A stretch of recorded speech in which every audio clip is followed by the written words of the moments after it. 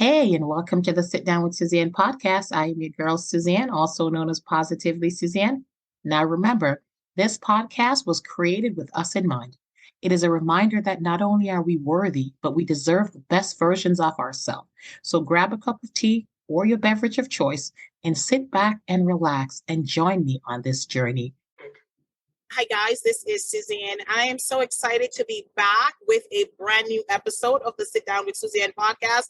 I took a little break, y'all. So much going on. Y'all know I'm a big time entrepreneur and doing so many different things and just really had to take time for me. You know, I always talk about prioritizing your mental health. So that's what I did. So I am back and I am beyond excited because my very first guest is none other than Robyn Kennedy. I don't want to say it, but not that Kennedy, but if you want to associate her with that Kennedy, I'm sure she's used to it her whole life.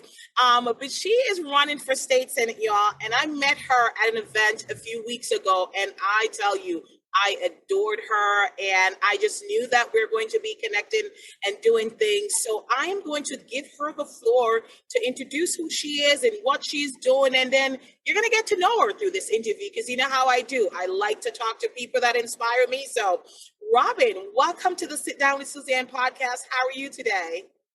Good morning, Suzanne. I am great being with you here this morning. I am, I'd say 100% mutually agreed on everything you just said. It's so great to know you and to be in community with you here. I look forward to chatting with you today, and I look forward to all the work we'll do together in the future. All right, awesome. I'm excited. All right, so positive fans, let's dive right in. You know, my platform really focuses on inspiring, motivating, and empowering. And I believe you're going to get all that from this podcast. And you're going to be inspired to get up, to go out there and vote. You know, I like to give you guys call to action. So this is going to be your call to actions. You're going to find out how you can vote, where you can vote, when the election is, and all that thing. But before we get to that, let's dive into who Robyn Kennedy is. So Robyn, tell us a little bit about yourself. Excellent. Well, as you mentioned, I'm running for the state senate, 1st Worcester district seat. And talk about inspiration. I'm running for the seat that Senator Harriet Chandler is retiring from after a lifetime of fighting for our district, for our families, for our community, to making sure that everybody in our community has the opportunity to thrive. And so for me, I'm looking forward to continuing her legacy and continuing that work. I'm a lifelong Worcester resident. I grew up near the airport in Webster Square, and recently, several years ago, bought a home over on the north side of the city up in Burncoat. I, up until recently, also worked at the YWCA of Central Mass as our chief operating officer. And for your listeners who aren't familiar, the YWCA has a mission of eliminating racism and empowering women.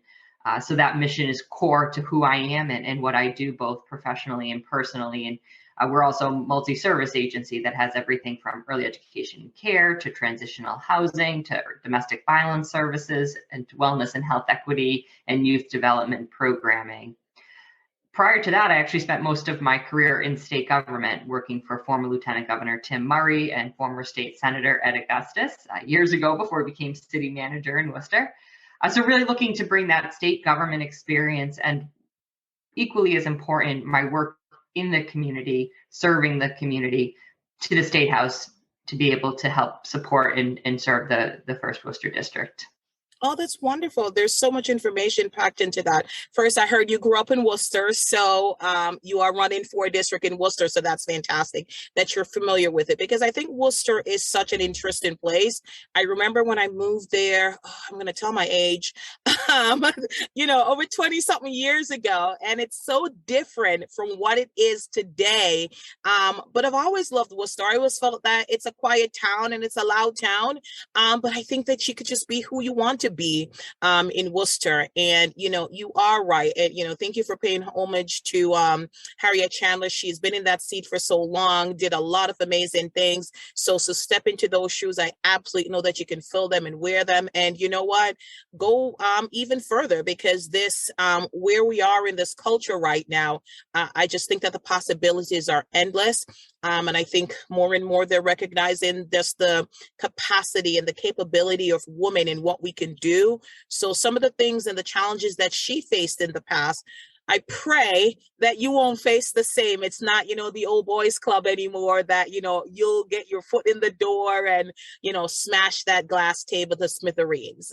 So tell me though, what made you go into politics? You mentioned a little bit of doing your work, working with different people, and Edward Augustus, who was a great city manager, by the way. But what made you decide that, okay, I'm going into politics? I can see the link, but link that for us.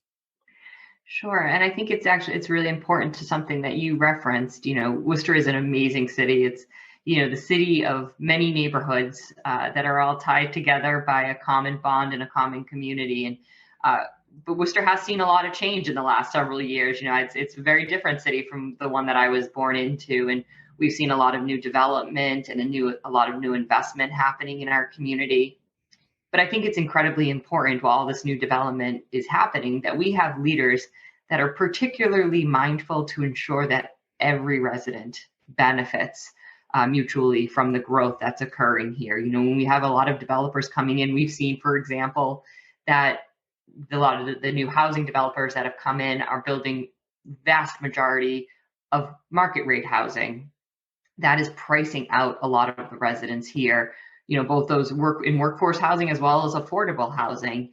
And so it is incredibly important that we have leaders that are going to be diligent in making sure that as we do grow, and we want to continue to grow as a city, as a community, that we're particularly mindful that there's equity that's driving all of that growth and development. And for me, that's really what brought me to go into politics, moving from the work I did directly at the YWCA, making sure that families have access to quality, affordable childcare, to making sure that women and families who are fleeing domestic violence have access to supportive services.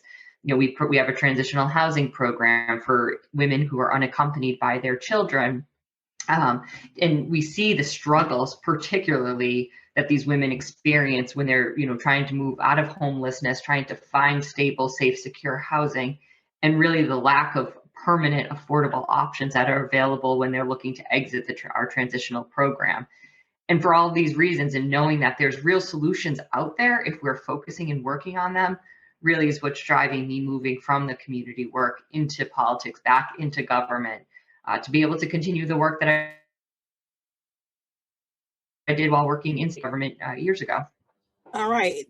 That's so important. What you said, there is just so much going on in Worcester. And I think a lot of times when places develop and grow, you're right, they do push out, the long timers, the ones that have been here. I always used to think, so I had, I won't call them out because I try not to bash anybody, but this particular cable company that you go into this bundle deal and it's very nice for a year. And then after a year, the price jumps like 300%. And then you see them offering these deals to new people.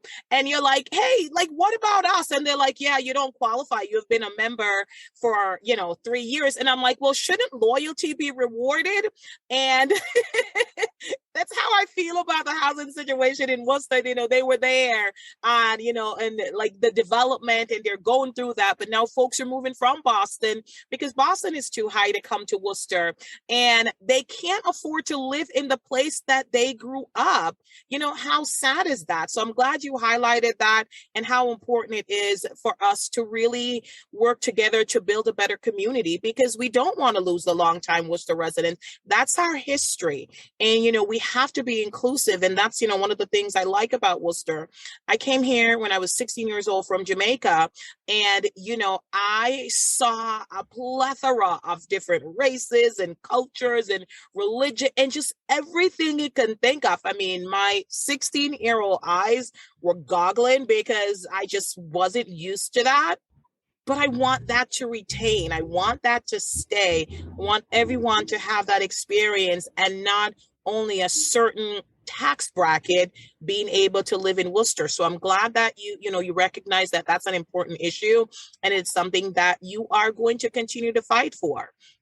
So thank you for that. No, absolutely. And I will say, it's not to go down too far in a policy rabbit hole, but it's so interesting you mentioned that with the cable company, and you don't have to name them, nor will I name them, but everyone should know who they are, because unfortunately, most municipalities, there's a monopoly on the cable industry. And that's, you look nationally at maps, and the cable companies have really divided up the communities. And so when you talk about access to broadband or access or equitable access and representative services, that's something that legislatively I think we need to tackle, that there are these monopolies, and there's very limited choice in what individuals can do to be able to seek better services or different types of services. So I definitely appreciate that. And I think, Worcester is the city of the Seven Hills, has always had neighborhoods that align with different, immigrant communities, different populations, as they've made Worcester their home. And it's so important that we continue to ensure that every community has equal access, as you mentioned, to the opportunities. And when I say equal, it's an equitable, because we know different folks are coming with different cultural experiences, different needs and identities. And we need to make sure that we are not just using platitudes and talking about being a welcoming city, but really being deliberate and making sure that everyone that makes Worcester their home, it is a home for them. So absolutely, that's a big conversation that we need to continue to raise. No, absolutely. And believe me, we won't be able to tackle all the issues in the podcast, but it will whet their appetites to go out and say, let's find out what Robyn really is about. And, you're right. I had a conversation with someone recently, like, if you stay silent about your attackers, they only grow more empowered and emboldened. And, so you do have to speak on things. So no, honestly, it was charter. I remember for years. Yeah, you're not going to name them. I'm a good names, honey. It was harder, and it was frustrating for me for a very long time. And, I had just started out, just recently married, didn't have the job that was paying well. And, but, you had cable, internet, and phone. That was way before cell phones. And I just remember getting in with like a $99 bundle. And then after that, I jumped to like $300 and something after the year. And I was stuck in it. And because I didn't have a choice, I tried other places. I think Verizon wasn't here yet. There was just so many, like, you couldn't access. So I ended up having to pay it because I wanted to watch TV. We didn't have this many streaming services. So, you're right. We do have to figure out a way to implement policies so that places don't have monopoly on things. And then you're stuck paying for a cost you need. I mean, it wasn't a necessity, but you needed it. And because of that, you end up paying far more than your budget really can afford because you had no other choice. Right. And we should be protecting consumers over companies for sure. Absolutely. Absolutely. Listen, companies will be okay. They will be all right. Competition is a good thing. It is. It is a very good thing. So, you really talked about a lot of the things that I was going to ask you, just really talking to your roles. And I could see how your previous role at the YWCA has really prepared you for, race and politics, because you represent a multicultural district. And, you do have to get familiar with the issues that affects every single person. I mean, it's like being a parent, right? Like every child is important and every child is different. And as that parent, you have to try to get to all their needs. So I think that's what's going to happen for you. So you've been going out and campaigning. I've been following you on social media. So what are some of the biggest issues that your constituents are talking about when you are, traveling out there and just chatting with folks? Sure. Well, and to your point, that it is a very diverse and unique district, and it's, it's certainly a good portion of the city of Worcester. It's also 5 communities in West Boylston, Berlin, Bolton, and Northborough. And there's different opportunities and there's different challenges that each of those communities are facing as well. And it's so important for leaders to be able to recognize that there are no one-size-fits-all models, and there are no kind of monolith issues and challenges or groups or responses, anywhere. And so, one of the big issues that I'm constantly talking to folks about is housing. We talked a little bit earlier about the challenge that Worcester is facing with the, rapidly rising cost of the rental market. It's such a challenge in Worcester where now the rates of rents are far exceeding mortgage costs. but a lot of people don't have the ability to put the assets together to be able to purchase their first home. And that the cost of rising that are really putting a crunch on families to be able to stay stably housed where they are. And so, that's a big challenge for the city of Worcester to be addressing. But, there's different kind of nuances to those challenges out in the communities. I talk to a lot of folks as I'm outdoor knocking where there's now multi-generational homes where it's 20 and 30 somethings living with their 50 and 60-year-old something parents, and it's sometimes it's out of to care for their parents, or sometimes it's out of support or to save up money. But as I'm talking to some of the residents, particularly the younger residents, more and more I'm hearing that it's because they want to stay living in their community, but they can't afford to buy a home there, or they can't. There's not enough of array of rental properties available in that community. And so they're really staying at home until something can come along for them. And so, that's something that for the communities is a very different look. Also, when we're looking and tackling, issues around affordable housing in Chapter 40B, which is the state law that governs affordable housing, it's a rental issue in the city of Worcester, but actually in the communities, in many communities, it's a home ownership issue. So, a town like Berlin, they've reached 17%. Every town and city is required to have 10% of their stock designated as affordable.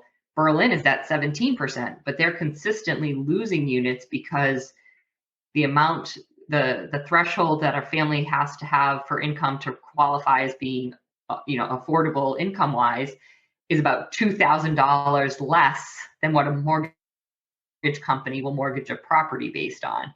So you have this discrepancy of about $2,000 that's preventing families from being able to access a mortgage to purchase a home, and therefore the community keeps losing some of these 40B units off the rolls because they can't sell them quick enough. So these issues are complicated and they're nuanced, and we really need, leaders right now with the expertise, and not only having worked in the community working on issues of housing, but when I was at the state, particularly when I worked for Lieutenant Governor, the 6 years that I worked for him, I worked on issues of housing and homelessness. And so really having that experience, as well as being in the community, working with individuals in particular who are seeking housing, has been really important to be able to really know what needs to get done, getting back to the State House. Okay. It's funny, when I was researching, looking you up and things like that, and I found out like Berlin was in the same I was like, oh, Berlin, like it was just, I just never, because my best friend lives in Berlin and it's so far away to me. So yeah. I'm glad you mentioned, in the podcast, like just where it represents and where the district is, because I will tell you, I didn't know that. So that's really good to know. Yeah. And these communities, I mean, they all have really unique identities and really some cool opportunities.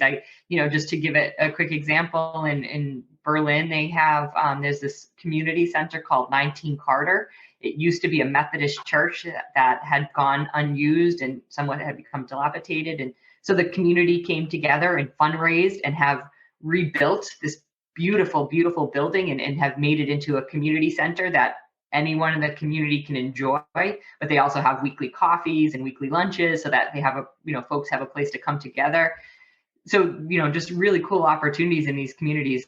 Bolton is another example. They had an old rundown gas station that had been sitting idle for some time. Again, community came together, raised some money, and then they turned it into the Bolton Town Common, which is now a beautiful open green space. So, there's a lot of really great things happening in these communities too. So I'm really excited as I'm out spending time in the communities and talking to folks, but really getting to see what great things are happening. I'm looking forward to continuing to support those things. That's awesome. No, I love to see different things like that, just in neighborhoods, just happening all around. And, it seems you really care a lot about the homelessness situation and housing. I was chatting with somebody recently, said there was just a lot of folks in our route in Worcester asking, for money. And, they made the observation that, there's a lot of these folks out here. And, they ask, and I don't think they meant it, in a bad way. They were just like saying, like, how did they let themselves become homeless? And, and I think that comes from a place of truly not knowing.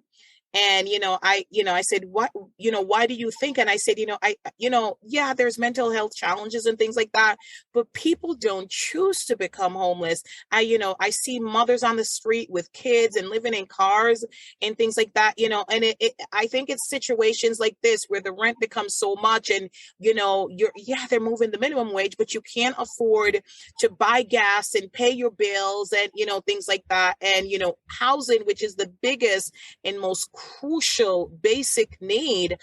If you can't afford housing, that is how you become homeless. And they're like, oh, I never thought of it like that. I'm like, no, I just, think that I said most of us, any one of us, can become homeless, unfortunately. A few years ago, and I shared my story, a few years ago, I was working and, I ended up having a difficult pregnancy and I ended up stopping working and just having a steady income and then going to zero income. Like my savings got depleted and, had to look into my home and, things like that. So those were things like I had to consider what if I lose my home? And I never thought that I would lose it. Kids, I'm educated, I'm experienced, I had a great job and things like that. So I think it could impact anyone, one bad move in the stock market. So I think it's an important issue to tackle because the one thing we don't want to see is more folks displaced than being on the streets. So would you say that is one of the issues you hope to impact the most? Absolutely, without question. And, there's actually a study done back in the mid to late, I think it's 2008 that it came out, that there's over 200,000 families in Massachusetts that are one paycheck away that are in the pipeline, one paycheck away, one medical crisis from homelessness. It is that drastic. And that was 14 years ago. And certainly things have not substantially improved for families and partly because the system has not improved. We talk about so many times when in some places changes can be made. Our state homeless shelter, particularly for families, is something that needs to be completely dismantled. It is a system that was built broken. And this is something, as I mentioned, I've worked on significantly in my career that, back in the 80s when the family shelter was first created to respond to families that were experiencing homelessness, the shelter system was put under the Department of Welfare at the time versus the Department of Housing. So from its start, it was built as a welfare solution versus a part of a housing continuum for families that were facing housing instability. And the problem with that is that housing resources were never connected to families that were experiencing housing instability before they became homeless, and to help get families that were experiencing homelessness quickly rehoused. Something when I worked for the Lieutenant Governor, he chaired the Interagency Council on Housing and Homelessness. And we actually worked during that time. We filed legislation, the governor filed legislation to be able to move the shelter system over to the Department of Housing and Community Development to connect those two systems. And, there's certainly still an ongoing process. That's something I'm definitely interested to get back there to continue the work on, because the system is still built and still operates not to help families in the moment of housing instability, but to essentially push families into homelessness to be able to get the supports that they need. And what I mean by that is, and folks who ever have interacted with the system know, you can't have any or very limited income. You can't have any assets. You can't have any feasible alternative housing, which means you can't be working. You can't have a car. You can't have other assets. You can't have, you can't have your family that will let you stay with them, because that'd be considered feasible alternative housing, and you're not able to, you wouldn't be given the services or the supports. That doesn't make sense. We should be investing more in prevention services so that we can, when a family is experiencing housing instability, we're able to help them stay housed, which is not only more compassionate, right? It's helping just, from disrupting a family and having them go into shelter, but it's also more cost effective to help a family stay housed than to have them go into shelter and then ultimately have to find them new housing. And then the other piece is the bigger piece, which we haven't even, begun to tackle, is poverty. What are those underlying issues? When somebody loses their job and they go into one of our, one of the housing, the employment resource centers, how are we targeting and working with them at that point to say, you may have some savings and that's great. Let's work with you on a housing plan, so that at that point in time, we're starting to talk about the housing instability from not having an income and working with families then. So, this is, again, when I talk about complex systems, it is enormously complex. The budget line item that funds the family shelter system is 7 pages long. So it absolutely, needs to be, addressed and tackled. And I know there's been a lot of work over the years to do so, but there's more work to do. And this is something I'm definitely interested.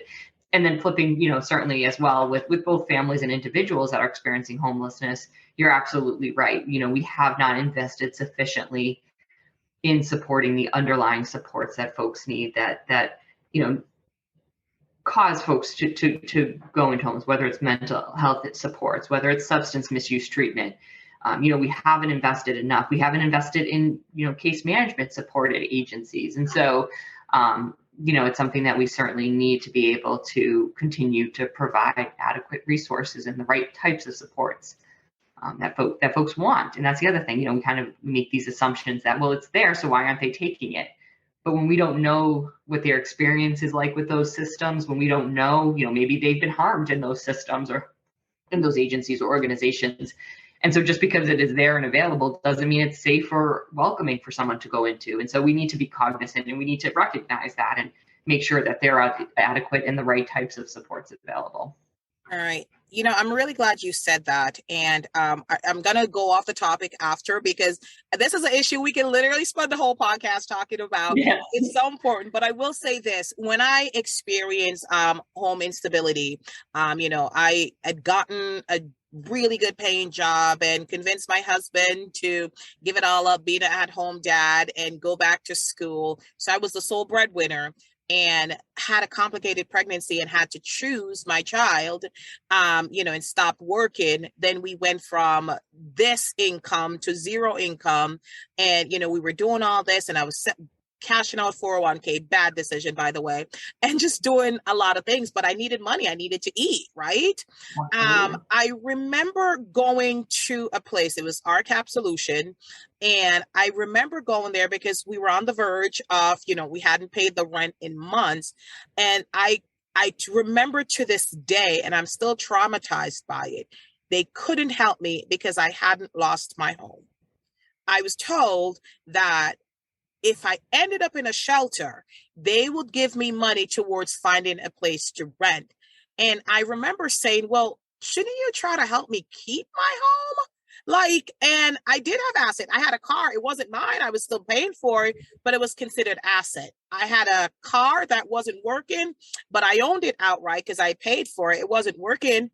And I'm like, it was still considered asset. I think it was valid, like $3,000. I'm like, nobody's going to pay $500 for this, And I just remember feeling so discouraged, and I had to get creative and, did things my way. And thank God for being a woman, because I had to do what I had to do. But the systems that were in place that I thought, these resources that were supposed to help me, literally told me, you have to fail completely first before I start building you back up. And I'm like, how about stopping me from failing? Right. So, okay. Absolutely. No, absolutely. And you're right. I'll come back another time and we'll have a podcast specifically on this, but you're absolutely right. And there's been some, but not sufficient investment in some kind of intermediate supports and services, but that's where the system should be directed. It's supporting people where they're at with the right resources in the right moment.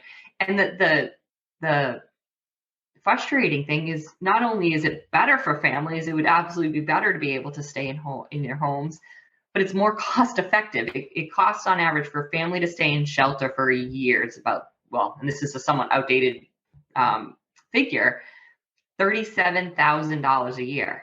$37,000. That could pay your rent for 2 years. That could pay a mortgage. That could pay. So it's not only more compassionate for helping families stay, but it actually saves the state money when you're subsidizing rent, or you're paying, some types of supports so that a family doesn't ultimately need to go into shelter. Absolutely. All right. Well, thank you so much for speaking so passionately about this.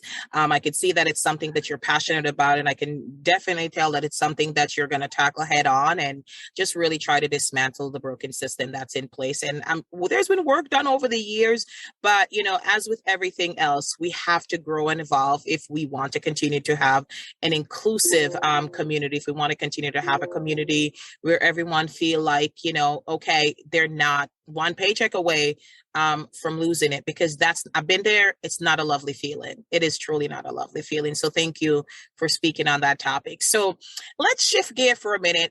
So you've met me, you follow me, you know my platform. I'm really truly big on women supporting women and just empowering other women. But a lot of the conversations that I've been having lately, on especially with the most recent Supreme Court decision, women are feeling very displaced and unsupported, and just feeling like, well, I mean, I have one group that just want to burn the whole thing to the ground and start over.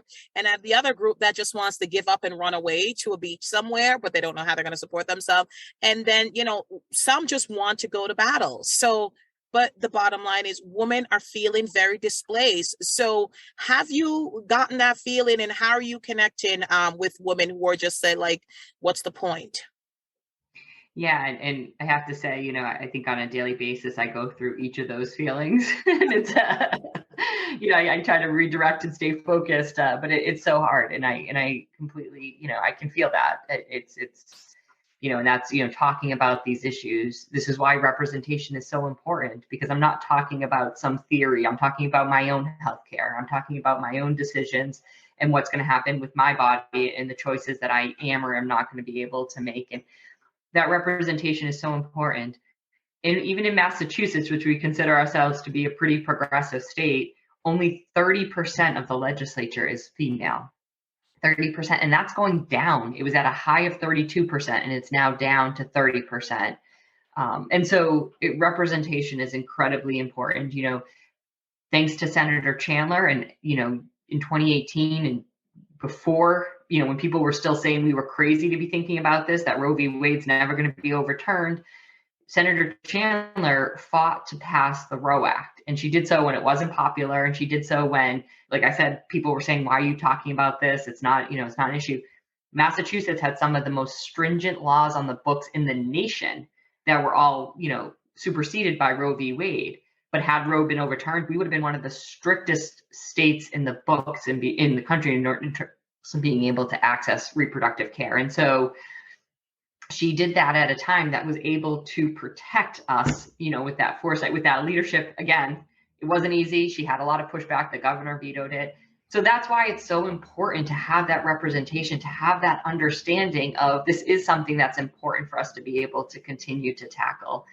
And it's so important that we are, in so many ways, we're doing all of those things. We are, there are some systems that need to be, broken down and built back up from scratch. And we need to re-examine how we as a community, how we as a society are creating laws and unintentionally or intentionally harming others in doing so. We need to make sure we do need to take some time at the beach to take care of ourselves, for sure. This is a long battle. It's a battle, and I say this all the time. I think since I, had a understanding of life and the world around me as a teenager, was in this fight to protect, our rights and to help expand our rights. So it's a long battle. The battle goes on. It's not ending. Clearly, they made it clear to us in the Supreme Court decision that this is something that they're going to continue to come after our rights. Everything that we thought was settled law is now up in the air. And so we do need proactive leaders to be not only protecting us and preventing some of these things from happening, but also being proactive. I talk a lot about, as I'm talking to folks about this issue, it's great that, we're having this conversation around Roe, and it's great that Massachusetts is much safer than other states now. But we also need to be talking about the fact that maternal morbidity rates for Black women are 1.9 times higher than they are for white women. We need to be addressing these health disparities and these inequities, because we can't say that women have full comprehensive access to reproductive care when there are such stark disparities in maternal morbidity rates, for example. And so for me, it is about tackling these issues and addressing these issues from the perspective of not only empowering women, but dismantling racist and unjust systems along the way and the disparities that lead to those systems. And so, that's incredibly important. And I will say, I say all the time, I could feel the ground shake in the campaign when the draft Supreme Court decision was released. I think it was at that time that people started waking up and started paying attention. I should say, I think, many people were awake, but paying attention to the campaign and how it relates in this election. And, starting at that point, I had folks, calling me up, asking to volunteer, just sending in donations, saying, we need more women, you need to get elected, and wanting to have this conversation. I was invited to speak at a rally for Roe up in Fitchburg, which isn't in the district, but, two young women of color that had organized this rally said, we want to hear what you have to say. We know you've spoken and we appreciated what you had to say at other spaces. Would you please come here too? So, that's it's so important, and I'm certainly hearing it. And then it's tied to, the legacy of Senator Chandler and again, being the first woman elected from our delegation, but also all that she did to not only protect women, but to protect our families and our community and make it stronger and safer for each of us. Absolutely. I mean, I just want to say yes, Queen, but, both to you and Harriet Chandler for, tackling this issue, because I do know that a lot of people do try to avoid it. And, one of the things that you talked about, and I love it, because Sun Tzu, and I hope I don't, mess his name up, he said, you don't prepare for war when you're in war, you prepare for war before. And the fact that she had the hindsight, to go after something like that before, because now it's happening, right? And, we do have to pay attention, just look at currents and see what's happening, and we can go after these things before, because it happened. I mean, you could see it coming a mile away, just based on leaked documents or all those things that were happening. And folks were like, no, that's not going to happen. And, all of that. And a lot of people were shocked. I mean, I was expecting it, but I was still personally like, yo, dude, really? Really? I can't make a decision. It doesn't matter what others think. It doesn't even matter what I think about it. It is not my personal opinion. It's not my body. Everybody has, the right to choose. So no, thank you for, speaking to that. I think it's so important. Again, we've got to prepare for battle before we get into the battle. You can't be planning tragedy right in the middle of the war. You've already lost. So, and it's so important to me too that we're also changing the narrative, and I think it's on our generation to be doing so. The most frustrating thing about this is overturning Roe v. Wade is not going to reduce abortions. It's not going to make it. It's going to make it much more unsafe and dangerous and deadly for women and individuals across the country. And so, it's not even, it's the wrong strategy if your end goal is eliminating abortions, which again, we can talk about your own challenges with, having body autonomy and comprehensive reproductive health care, but that's not even going to accomplish that. It's just going to make more women die. And so for me, it's so frustrating and I think we need to be changing the narrative about the fact that it's part of comprehensive reproductive care. It's about, it's so personal. I remember talking to a woman shortly after the decision was overturned, and she had just miscarried. And she was telling me how her doctor, she basically had to have an abortion, or otherwise she would have to have the dead fetus within her. And it's so important that we're talking about this, because this is the reality. This is the reality of what we're talking about here. Is not, the scary kind of scare tactics that they want to portray it to be. It's about women being able to make the decision about what's happening within them with their doctor, with their medical provider, about what's best. And so, I think having these conversations and being clear and articulating what it's about is incredibly important for us to be doing. Absolutely. Absolutely. And I thank you for speaking to it. I thank you for addressing it. I want to pop back to through things and then we'll move on, because we could spend all day on these issues. They're all so important.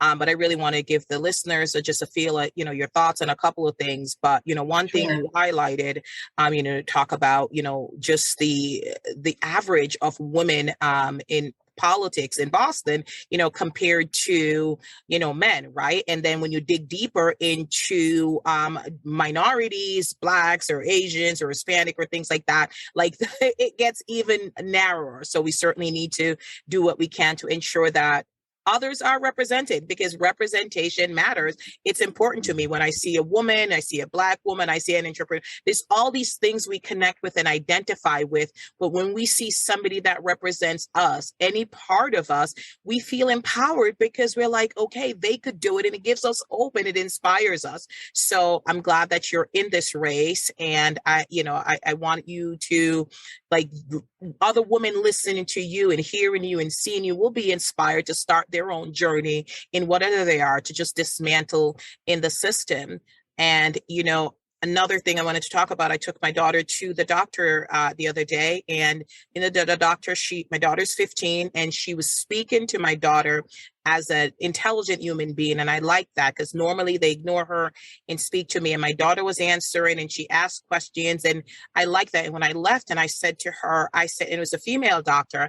And I said, that was a very good doctor's visit. And she's like, you didn't say anything. I said, no, I was listening to the interaction between you and the doctor, and then I started to talk to her about the mortality rate, of Black women, compared to other races. And I said, it's important for you to know everything about your health. Ask any questions that you can about your health, because historically we have been ignored or been accused of being dramatic or just like being blown off for things that we're experiencing in our own bodies. So I'm trying to educate her and teach her how important that is to have a voice. So I think fighting for women's right, just to be able to choose your own physician or have a conversation with your physician. Can you imagine how that lady feel, had a miscarriage and have to have that conversation? It should be a non-issue, right? But no, these are conversations, and these are things we're going to have to continue to tackle. And, we are going to need allies. We're going to need allies. Put your money where your mouth is. So folks that are saying they support it, but like are supporting you secretly in the dark, in the basement, behind the cellar door. No, you need to come out, step up, and speak up. Yeah, and I appreciate that. And to the first point you raised, I have been saying this as I'm now, a few months into, as a first-time candidate, but a few months now into this campaign, and having worked on many campaigns in my life, and certainly also carrying all the inherent privileges I carry as a white woman. It's such an important point of even with all of that, just the enormity of the hurdles that we face as women. And then thinking about, as you mentioned, particularly with women of the global majority that have even more hurdles and barriers to be able to face, to even be able to access systems. When you think about everything that goes into mounting a campaign, running a campaign, even just, it is just a difference. And not, I certainly don't want to be, go with hyperbole, because there are certainly differences. But what women carry, the emotional impact of, just running for the race, the ups and downs of the daily struggle of this, it's important to be talking about, and it's important that we are building that space. And that's something that, is something I've been committed to, working to elect progressive women, women of color to office, and something that, having going through this as a candidate, I am even more adamant that regardless of what happens in September, that is something that I'm going to be working with, and being very mindful, because again, I think as a woman, I recognize we do this quite often, not to step in and say, this is how you need to do this, but to be able to say, we need to be running for more seats. We need to be running for more seats at the municipal level, at the state level, and at the federal level. And so, I am committed to doing whatever I can to support women, and again, particularly women of color who are looking, who are interested at all and want to step up into those spaces, and to learn how to run campaigns. That's another important piece. Having the benefits and the privileges I mentioned walking into this race, I was very deliberate to make sure that I was hiring people, not that, that have the skill sets that are needed to run campaigns. I was able to hire a consultant that helped design my campaign plan. But then the staff that I brought on, I made sure were representative of the community. So both my campaign manager and my social media director, which are my two first hires, are both women of color. My field director is representative of the LGBTQIA community, because it's so important that we don't just say the words, that we live it. And when we have space, particularly again as a white woman, where I'm in taking up space, that I'm making sure that I'm building pathways and making space for others to come and replace me. So it's so important that we're living and practicing what we're saying, not just continuing to say it, to your point. So. No, I appreciate that. I appreciate you acknowledging your privilege, because I think, sometimes, some folks will be like, well, let me just gloss over it. No, address it, but says, okay, I get it, but here's what I'm going to do. Here is what I have done. Here's what we're going to do together. So I love it. I support it. I'm all for it. And I've met, two of the individuals that you mentioned, and I adore them. So, all right. So let's, Me too. let's jump to another question. So, small businesses. I have been surrounded by a lot of female who have been doing small businesses. Like, how do you plan to support small businesses if you're elected? Any plans? Sure. Well, I think that there's kind of some of the themes that I'm hearing that I think there's definitely opportunities. I hear a lot from folks just in terms of that have small businesses, how important an investment in the roads, the sidewalks, the building facades, the properties that they're renting for their businesses, or the properties that they own for their businesses, that those are resources that as a state legislator, we can definitely be working with the municipalities to bring back, to make sure that the businesses have, parking availability, that they have access to their business, that the sidewalks in front of their businesses are safe. There's things like that, unemployment insurance, some of the other investments that we can, be making as state legislators. Workforce development, my number one priority, and going back to what I'm hearing about on the doors as I'm talking to voters, workforce. I think we across the board, every industry was impacted by the pandemic in terms of losing or having a transition of their workforce. And so for me, where we can invest, again, as a legislator, to be able to support workforce development, let me give you a quick example of that. At the YWCA, within our early education and care system, or center, we have a good number of younger, new to the field teachers. So we actually partnered with Quinsigamond Community College with funding from the State Department of Labor to create an apprenticeship program for our teachers. And we started with one. Hopefully it's going to grow to be able to help that teacher get their credentials through Quinsig, but then also support them with a master teacher from the community and a mentor from the YWCA, so that we can provide the wraparound supports as they're getting credentialed and as they're in the classroom learning on the job, make sure that they have the supports that they need to do so successfully. And so that's something we could be investing in wholly more than we do today. So that type of workforce development is something that I would definitely support. And then what I think is so important, and I say this consistently regardless of what the issue is my job as a legislator is not to come in and say, I know what you need to succeed. My job is to say, tell me what you need to succeed and let me get that to you from the state. And so, there's a whole host of challenges that I know different businesses are experiencing, that if we need, I need to hear from them to be able to lift up what those are, to be able to deliver for, versus saying, here's a one size fits all, here's a pot of money and you should be good. Looking at things like the Latin American Business Organization, there's, I'm learning more about the Latino-owned businesses in the community here. When you look at things like PPP, that was the supportive funding to help businesses survive during the pandemic. When there's issues when you have immigrants run businesses, or they need support in being able to have tax filings to be able to show through the paperwork. Again, a lot of technical stuff, but again, that barriers that are built into the system that just make it more difficult for businesses to be able to get the supports and the ongoing supports that they need. And so I think there's a lot of strategies globally that we could be investing in that could support small businesses. I also then know that there's a lot of unique needs and interests that my job as a legislator is to listen to and help support. All right. Well, thank you so much. I love one of the things that you said. There's so many great things. And, honestly, we could chat all day. I look forward to coming back as state senator and having all these topic specific conversations. Absolutely. I think that I love listening to people. I love learning. I'm consistently thinking of ways to grow and then how I can help others. So I really like just how thought out your answers are because, here's my experience. Here's my plan. This is my view and things like that. But I really love what you said, that you're not going in there and saying, hey, this is how you're going to fix it. No, because A, no one will be receptive, and B, truthfully, no one knows everything.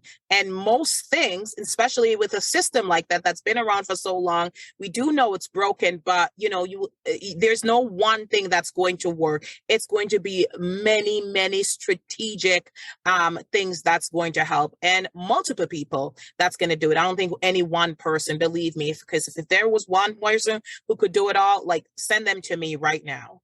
Exactly. All right. Exactly. So I'm going to ask you one question, and then we're going to go into the bonus round and then we're just going to go fast fire question, just because I want to highlight an event that you're going to be at and we're going to be thrown out. And, I want to make sure that I typically try to keep it to an hour. Sometimes we go a little over, but we know the attention span of people. Sometimes they're like, yeah, no, I can't listen. And I really want them to listen to you and to whet their appetite on who Robyn Kennedy is. You remember you said it's your first time running, and we want it to be the first time of many times. Okay, so how do you plan to get folks to get out and vote, because they've truly lost hope in the system and politicians, and we addressed many of those issues, but how are you personally ensuring that folks are going to get up and go out and vote in September? Right. So I so appreciate this question, and it's so, having worked on so many political campaigns, I'm so, disappointed and frustrated by a self-fulfilling prophecy that we have here in the community. There are certain wards and districts, and I imagine you can guess what wards and precincts those are, that vote consistently in elections. So candidates and elected officials spend a lot of time focusing on those wards and precincts. So then those wards and precincts continue to show up to vote, and certainly others. I constantly hear this question, well, why should I bother? Nobody comes here. Nobody cares about my neighborhood. Nobody invests in this neighborhood. So we need to change that narrative. It's so challenging as a candidate, because it is a balance of, with limited time, you need to get to the folks that are going to vote, because they're the ones that are going to show up. But at the same time, we need to be in a place where we're giving those who haven't felt a need or desire to show up a reason to. So I recognize that, and I recognize that why folks would choose not to in this election, or choose not to. And I want to continue these types of conversations and these dialogues, so that whether it's for this campaign and then certainly beyond this campaign, we're doing the work to change that narrative. We're investing in, I've seen it was, after the last municipal election with some of our city councilors like Tu Nguyen and Tel Hajii, that they're really investing in their neighborhoods and spending time there.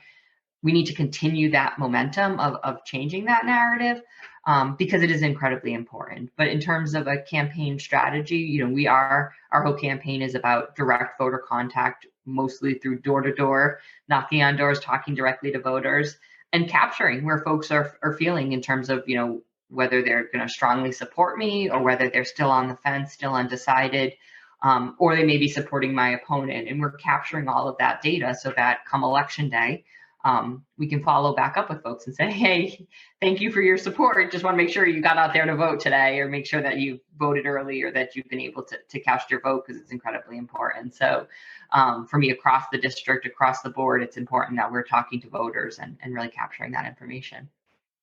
Thank you so much. I love what you said, in terms of, folks are going to go to the ones that have shown up for them in the past, but again, so it's that double-edged sword, right? Like, you don't show up for the one because they never show up, but if you don't show up for them, they're not going to show up. So you're going to have to make that decision, what to do, because there's a lot of votes out there. I remember what Stacey Abrams was able to do, how she galvanized so many to go out and vote, those who didn't typically vote. So it absolutely and certainly can be done. And this is what I'll say, and you don't have to agree to this. This is a Suzanne's statement. Some of these states are cray-cray. Some of these laws in some of these states are like, insane. I'm like, just after Roe versus Wade, the abortion laws and all of that. So this is why it's important to vote at the state level, because the crave that's happening in the states, because you didn't vote, the folks that you didn't want to see elected, they're in seats and positions of power, and they're making decisions that that impacts you. So it's so important to start at, your city level, your state level. Get involved in anything, wherever you could use your voice, because if you don't speak up, you don't have a voice. It's as simple as that. If you don't vote, Exactly. you get what you get. You get what you get. Exactly. So please go out and vote. I am begging you. We see what's happening in Texas. I'm going to say Texas. Exactly. And I agree wholeheartedly with your statement. I agree wholeheartedly. And I think it's both the craziness in some of the states, but also in the fact that, your state government is, when something like Roe v. Wade is overturned at the federal level, it is the state governments that are deciding what your rights and what your access and what your care will look like. So it is incredibly important. And then the closer you get the municipal level, it's incredibly important how your municipal officials are voting and how they've consistently voted. And so it's that, I agree with you. It's so important to be voting, particularly in the local levels. Exactly. Listen, I'm watching the news sometimes and I'm like, these states are insane. Like, I'm like, is that for real? Like, I feel like we're going back again. Like, it's okay. I like I said, that's my personal statement.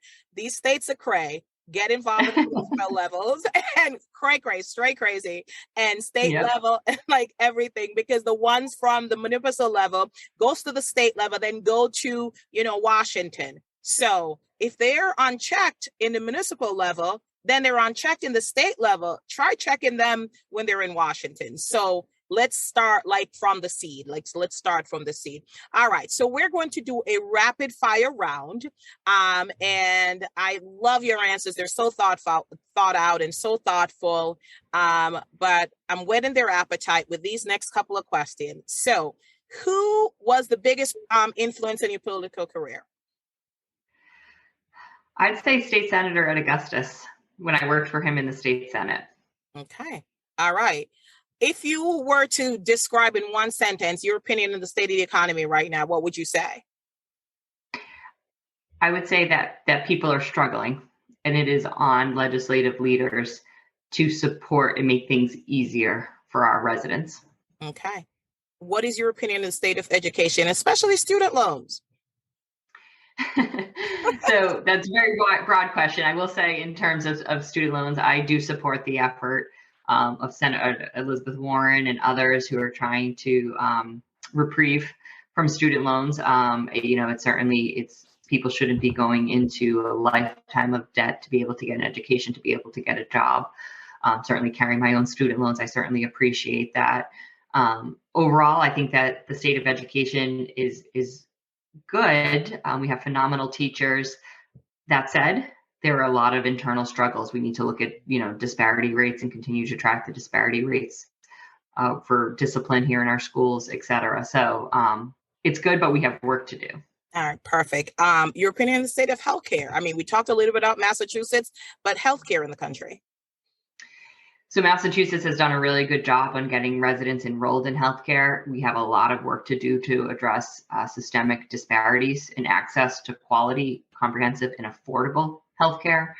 That's the next big challenge that we as a state have to tackle. So we do have good healthcare. We do have a good number of residents, vast majority of our residents enrolled in healthcare, but we have work to do to make it accessible and affordable to every resident. All right. And in your opinion, what would your biggest responsibility be in this role? My biggest responsibility is to be bringing the voice of the community, amplifying it, not being the voice of, but amplifying the voice of my constituents. Okay. And what have you done? You talked a little bit about it, but what have you done to ensure, or actually, I'll change that up. Why is it important to have a diverse staff on your campaign? It's incredibly important because it is about creating the pathways for folks that don't typically have access. If we want to change systems, if we want to make things, dismantle racism, if we want to disrupt systems that perpetuate racism, we have to recognize that it is not for white people alone to do, that we need to make space for communities of color, for communities of the global majority to be making that change. All right. What separates you from your opponent? I think certainly the priorities and the lens in which we would tackle the priorities that we have separates us. I also say that, I'm the candidate in the race that has worked not only in state government and has experience working in the state Senate and in the executive branch, but that also has experience working in the community, serving the community, particularly during the pandemic, but certainly having managed a workforce and understanding firsthand not only the impact, the under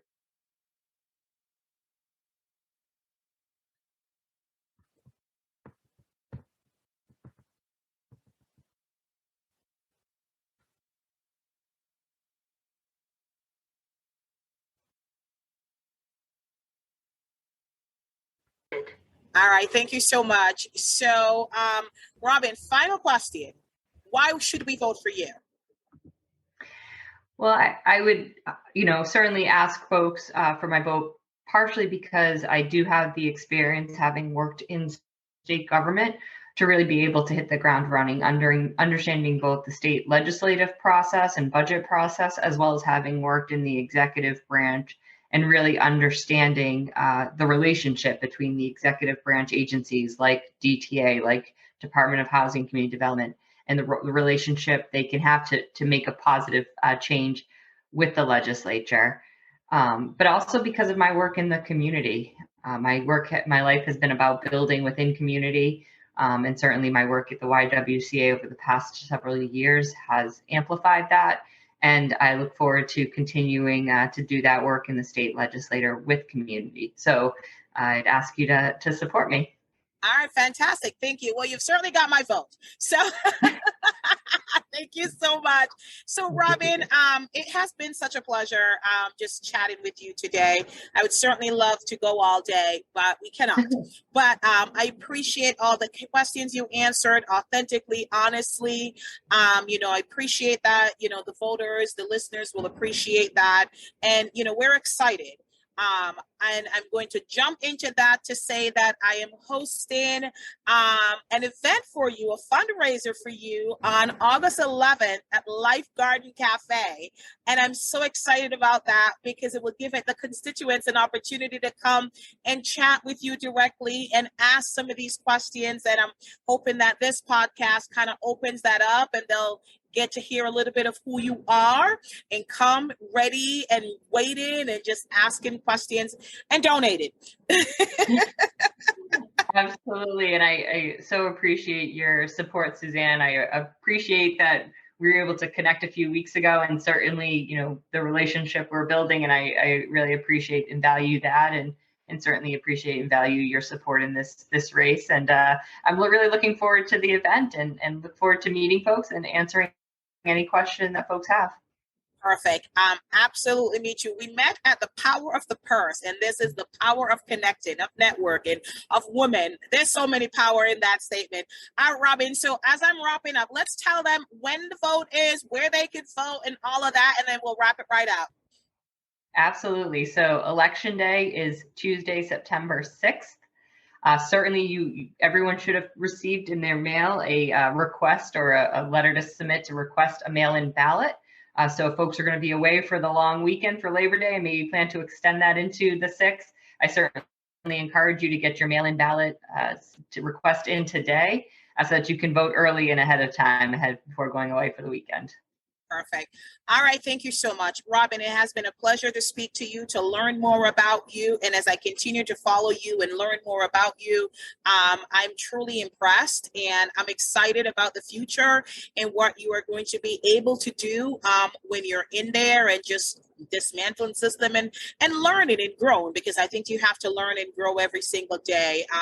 I'm excited. Like the first time you do something, it's so new. I love it because, you're gung-ho, and I always say you have no bad habits. So Exactly. And I appreciate that. And I appreciate your support again. And I look forward to growing with you. All right. Perfect. Thank you so much. All right, folks, Thank there you. you have Thanks for it. having me.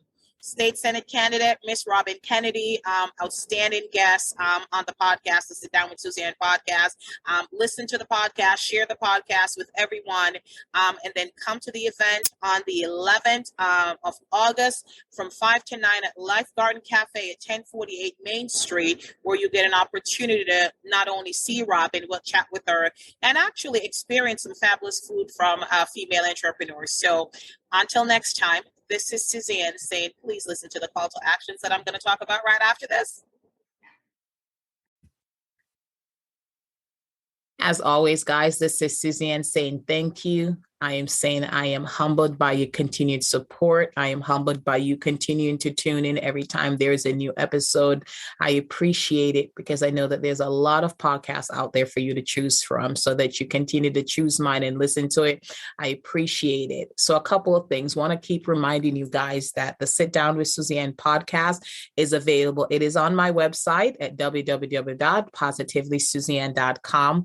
It's also available in all the major podcasting directories. It's on Apple Music, it's on Amazon, it's on iHeart, it's on Google Podcasts, Pandora, Spotify, and a plethora of others. So wherever you get your podcasts, I guarantee you the Sit Down with Suzanne podcast is on it. So I need you to do a couple of things for me. I need you to listen to the episode. I need you to subscribe. I need you to share the episode. I need you to write a review and spread the word. Spread the word that the Sit Down with Suzanne podcast is out there. It's happening and it's fun and fabulous. So I want you to share it because we're trying to help more people. So again, please go ahead and share, like, write a review. If you want to reach out to me, you can connect with me at Suzanne@positivelysuzanne.com. You could also follow me on social media. Instagram is my main jam. So go ahead and follow me on Instagram. I am just so appreciative of everything you do. Also, buy me a coffee should be right at the bottom of the episode. So you can go ahead and buy me a coffee. Just remember that every coffee that you buy goes towards purchasing equipment to upgrade the show, so I could be bigger and better for you all. All right. So as always, I am so appreciative of you guys. And until next time, this is Suzanne signing off.